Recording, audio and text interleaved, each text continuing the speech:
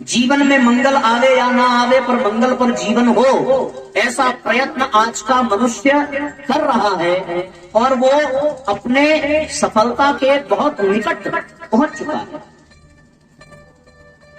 मनुष्य विकासशील है, वो विकास कर रहा है। विकास का परिणाम चाहे जो भी हो, विकास का परिणाम चाहे जो भी हो, पर विकास तो कर ही रहा है। लेकिन परिणाम पर जब दृष्टिपात किया जाता है, समीक्षा तो हर चीज की करनी चाहिए।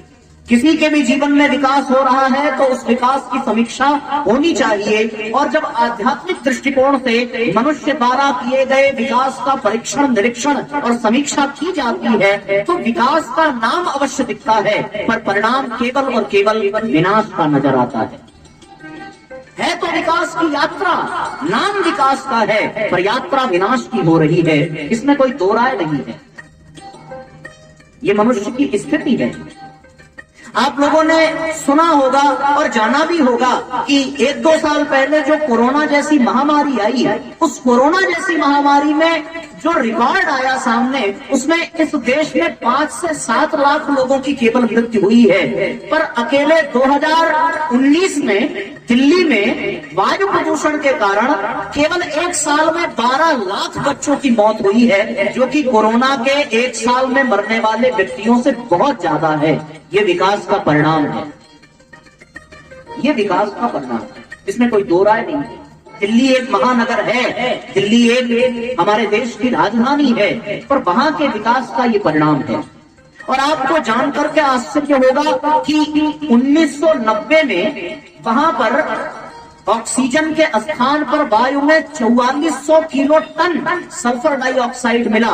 कब मिला? 1990 में। पर मनुष्य ने ऐसा विकास किया कि जो 4400 किलो टन सल्फर डाइऑक्साइड था, वो अब 2019 में 19,000 किलो टन सल्फर डाइऑक्साइड वहां की वायु में लोगों को मिल रहा है। ये विकास का परिणाम है। और आपको जान करके भैया आश्चर्य होगा कि ये जो परिणाम है, ये वायु की शुद्धता के स्वीकार्य करने की स्थिति से 35 गुना ज्यादा बदतर है। वहां की स्थिति मैं आपको बता रहा हूं, क्योंकि हम लोगों की ये यात्रा ही ऐसी है, गांव से शहर में, शहर से महानगर में, और महानगर से विदेश में, विदेशों से फिर दूसरे ग्रह में। यही तो सिलसिला चल पड़ा। गांव वाला व्यक्ति शहर में जाकर के बसने को इच्छुक है अपने विकास के कारण। मनुष्य के विकास में बहुत बड़ा विनाश का सरंजाम जुटा दिया है, बहुत बड़े विनाश का। और ये केवल और केवल मस्तिष्क के कारण है। यदि मनुष्य के मस्तिष्क ने सब्जी काटने के लिए चाकू की खोज की, वरना जो बुजुर्ग माताएं होंगी और लोग होंगे उनको याद होगा कि पहले तो आलू सुतुई से भी छील लिया जाता था। सब्जी काटने के लिए थाली की नोक ही पर्याप्त हुआ करती थी।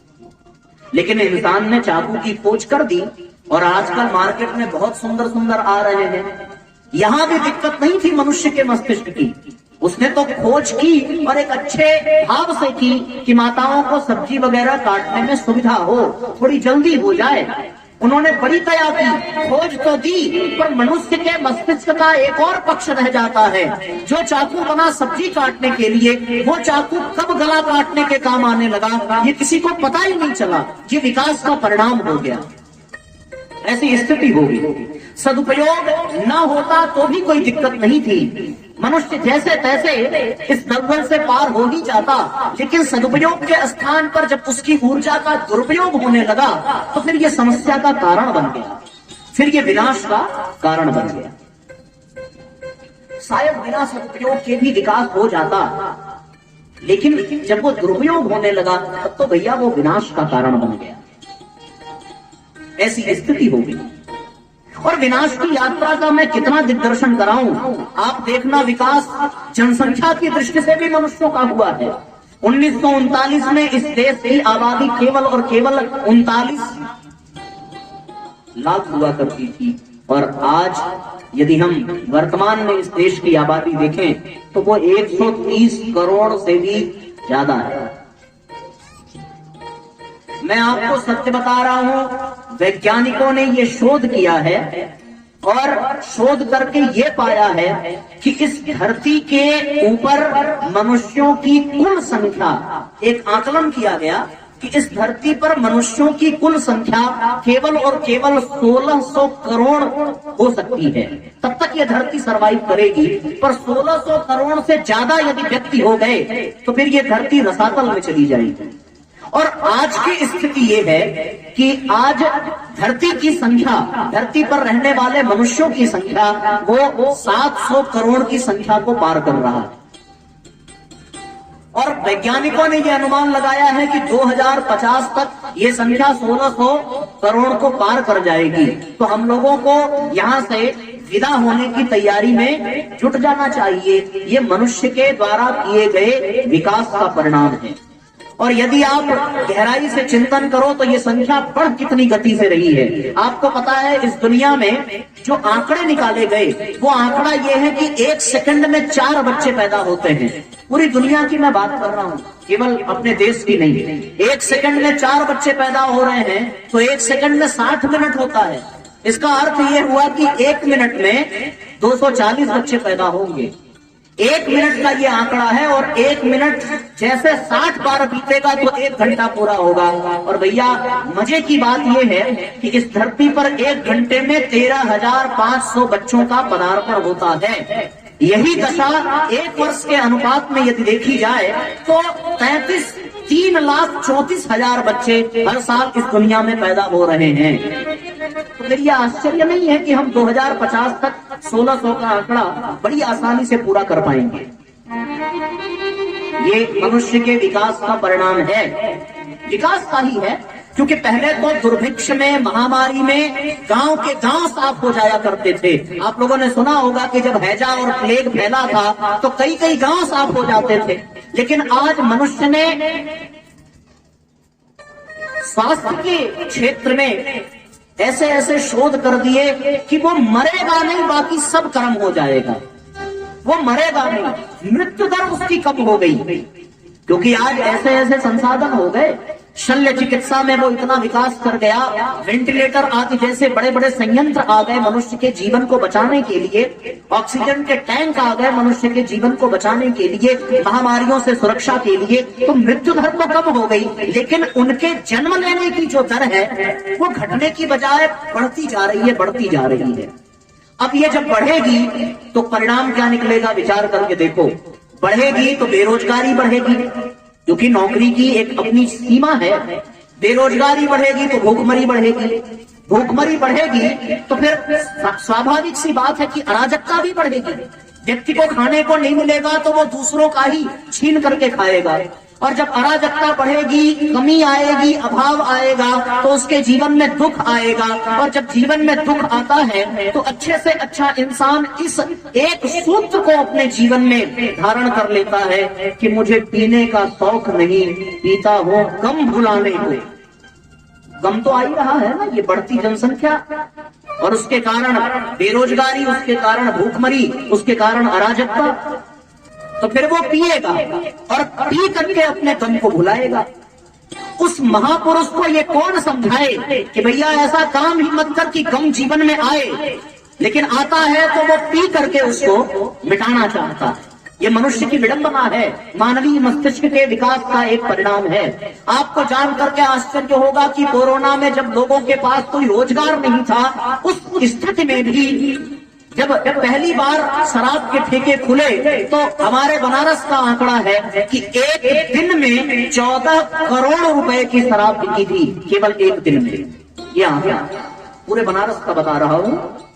आप कल्पना करके देख सकते हो कि दुनिया में कितना गम है और उस गम को मिटाने का कितना सुंदर प्रयास आज की मनुष्य ने तलाश कर लिया। और ये व्यसन केवल भारत में नहीं, पूरी दुनिया में ये व्यसन है। अमेरिका का आंकड़ा है भैया 3,50,000 व्यक्ति हर साल मरते हैं केवल और केवल व्यसन के कारण।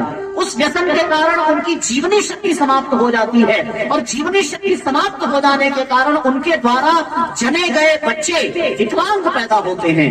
ये पूरे दुनिया का आंकड़ा मैं आपको बता रहा हूं। अकेला एक इंग्लैंड ऐसा है जहां पर हर 48 बच्चे में एक बच्चा विकलांग है, और उसका कारण है कि उसके माता और पिता दोनों नशे में चूर रहते हैं। ये उसका कारण है। स्पेन का आंकड़ा यह है कि हर 73 बच्चे में एक बच्चा विकलांग है। ऑस्ट्रेलिया का आंकड़ा है कि हर 58 बच्चे में एक बच्चा विकलांग है, और उसका कारण केवल और केवल यह है कि उनके माता पिता नशा करते हैं, उनकी शक्ति खत्म हो गई निर्माण की। आज का व्यक्ति विकास को इतना महत्व दे रहा है कि कभी विकास के नाम पर हम लोग अपने शरीर को ढकने के लिए कपड़े पहनते थे, लेकिन विकास इतना हो रहा है कि व्यक्ति स्वतंत्र होता जा रहा है, उसके जीवन का अनुशासन खत्म होता जा रहा है, उसके जीवन का पशुत्व जागृत हो रहा है, और वो मनुष्य का अनुसरण करने की बजाय पशुओं का अनुसरण कर रहा है। और मनुष्य ने यह कह दिया कि जब जानवर कपड़ा नहीं पहनते तो हम क्यों पहने। विकास का परिणाम यह है कि आज व्यक्ति कपड़ा तन ढकने के लिए नहीं, तन दिखाने के लिए पहन रहा है। आप लोग भी सोच रहे होंगे कि भैया आप कथा सुनाने बैठे हो कि ये हमें डराने बैठे हो, लेकिन सच्चाई ये है कि अब उस दुनिया से बाहर निकलें। अब वो जमाना गया जब केवल उस कथा को सुनने से कल्याण होगा कि भगवान ने कैसे द्रौपदी की चीर की लाज बचाई, कैसे दुर्योधन का संहार करवाया, कैसे पांडवों का उद्धार किया, कैसे गोवर्धन उठाया, कैसे बंसी बजाई। अब इन कथाओं में केवल और केवल मनोरंजन रह गया है। अब भगवान भी तड़प रहा है इस दुनिया को देख करके कि जहां पर मैंने दूध दही और मक्खन की धार बहाई थी, वहां पर आज नशा अपने चरम पर है।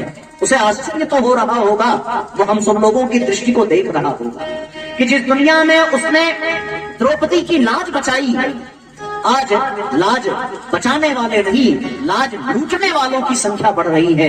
तो आज इस तरह की कथाओं को सुनने के लिए विवश होना पड़ रहा है, और ये व्यवस्था हम सबकी इसलिए है क्योंकि ये घटनाएं हमारे समाज में घट रही हैं, और उन घटनाओं की चर्चा यदि व्यासपीठ से न की जाए तो फिर कहाँ की जाए। और तो कोई रास्ता समझ में नहीं आता। विद्यालयों में कर नहीं सकते, बाहर कर नहीं सकते, तो फिर करे कहाँ। केवल और केवल यही एक रास्ता है, जब आपको जगाने के लिए, आपको चेताने के लिए, और इस दुनिया के दर्पण में, अपने आईने में अपने आप को देखने का यही सर्वश्रेष्ठ माध्यम है।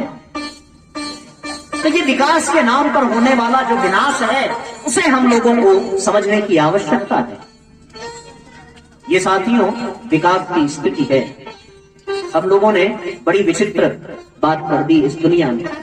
आप लोगों को मैं आपको बताऊं कि अभी बड़े बड़े दार्शनिकों ने यह कहा है कि आने वाला जो समय है उसमें जल के लिए, पानी के लिए बहुत बड़ा युद्ध होने वाला है, क्योंकि दुनिया में उसका एक बहुत बड़ा अभाव बढ़ता जा रहा है।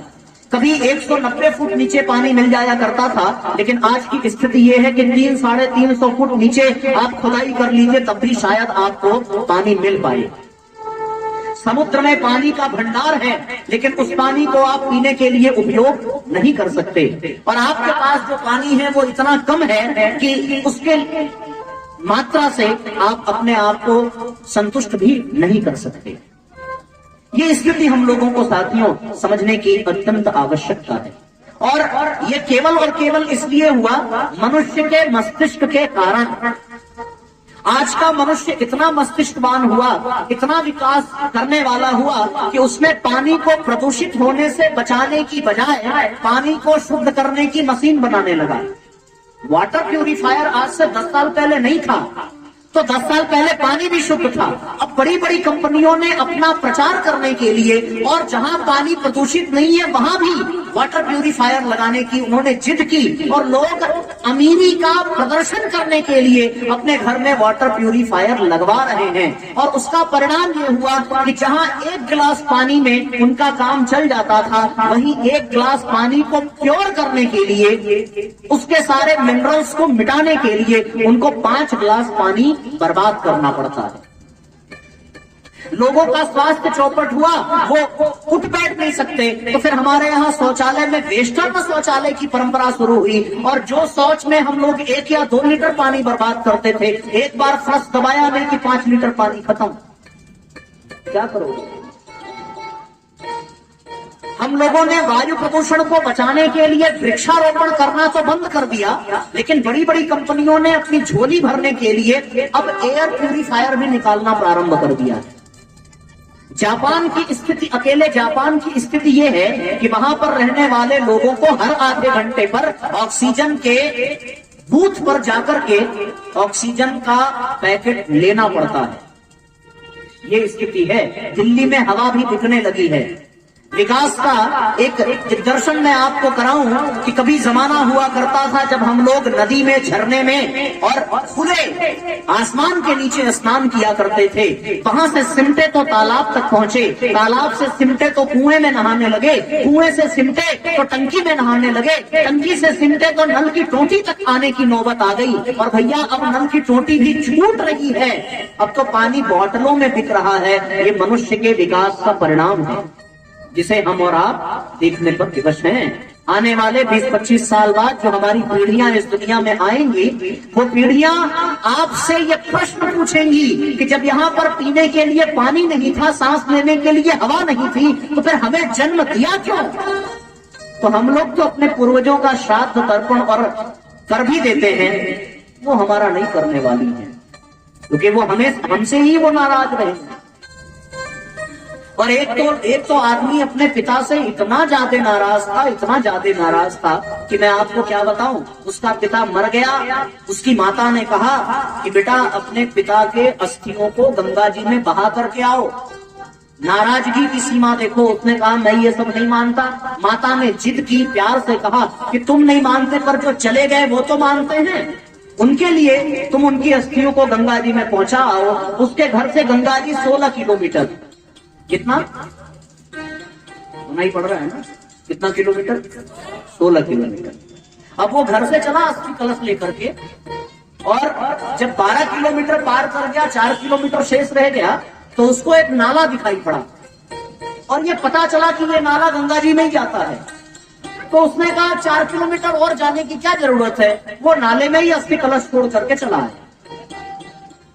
लौट करके घर आया, रात में माँ के सपने में पिताजी आए कि तूने कैसा नालायक बेटा पैदा कर दिया कि गंगा जी में डालने की बजाय नाले में डाल के आ रहा है। माँ ने सवेरे उठ करके बेटे से कहा कि ये तूने क्या कर दिया? तो बेटे ने अपनी गलती मानने से इनकार करते हुए ये कहा कि माँ, पिताजी उस समय भी पागल थे और आज भी पागल हैं।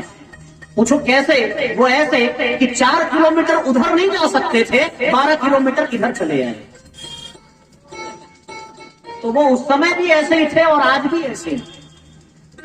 तो आने वाले समय में हमारे भी आने वाली पीढ़ियां ऐसे ही हमारा श्राद्ध तर्पण और अस्थि कलश का विसर्जन करेंगी, तो इसमें कोई आश्चर्य नहीं होना चाहिए। और ये विनाश जो हुआ विकास के नाम पर, ये जो विनाश हुआ विकास के नाम पर, इस विनाश की, इस विकास की जो परिणति हुई, इसका केवल और केवल एक ही कारण है, और वो कारण है केवल और केवल साथियों मनुष्य का मस्तिष्क। जहां से बात शुरू हुई थी, ये मनुष्य का मस्तिष्क ही केवल और केवल उसका कारण है। अभी तो मैं आपको बताऊं, आजकल मांसाहार करने वाले लोगों की संख्या बढ़ रही है, और एक किसी अच्छे वैज्ञानिक ने उसका भी आंकड़ा निकाला।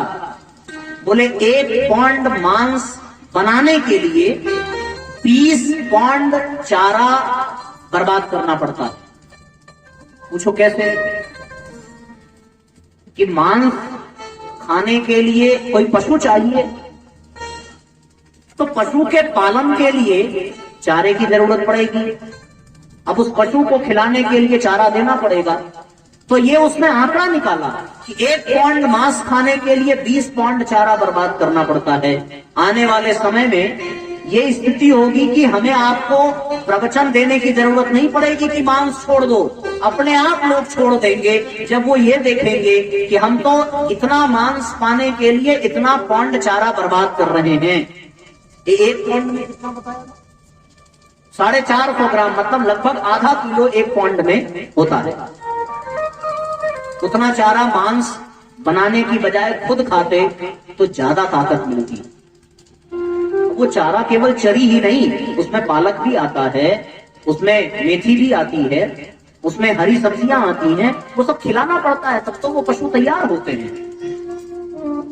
तो ये विकास का परिणाम है जो हमें केवल और केवल विनाश की ओर ले जाता है। मजेदार बात यह है कि ये सारा विनाश, सारा विकास किसके कारण हुआ? मैं फिर से दोहरा दूं कि मनुष्य के मस्तिष्क के कारण।